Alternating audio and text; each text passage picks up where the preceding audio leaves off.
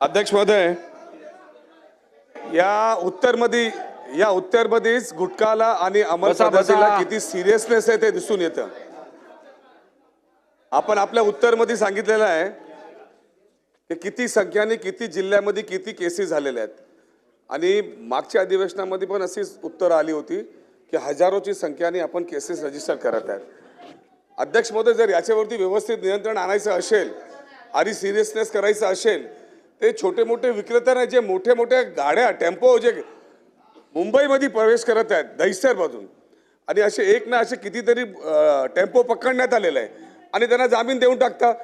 एका टेम्पोला जर तुम्ही पकडला आणि दुसऱ्यांदा जर पकडलं तर त्यांच्यावरती तुम्ही जसं अंमलबजावणीवरती MCOC कायदा लावता तसा तुम्ही कायदा लावणार आहेत का? ज्यापर्यंत तुम्ही असे कायदा यांच्यावरती आणत नाही त्यापर्यंत याच्यावरती निकालच निघणार नाही, कारण त्यांना जामीन होऊन जातं। या पद्धतीने अध्यक्ष महोदय अख्ख्या मुंबई शहरामध्ये कुठेही रात्री गेला दिवस गेला की तुम्हाला हे गुटखा भेटतं तर तुम्ही डायरेक्ट जे मोठ्या संख्येने जे मेन सप्लायर आहेत त्यांच्यावरती MCOC कायदा लावणार का? ठीक आहे, उत्तर घेऊया।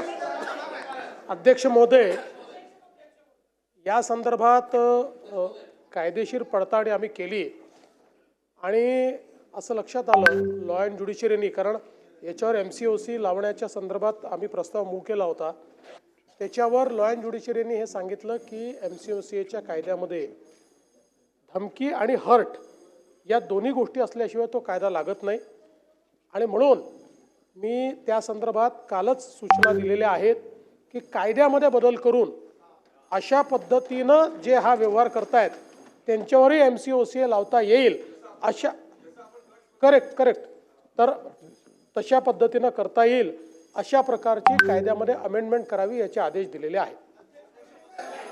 चला।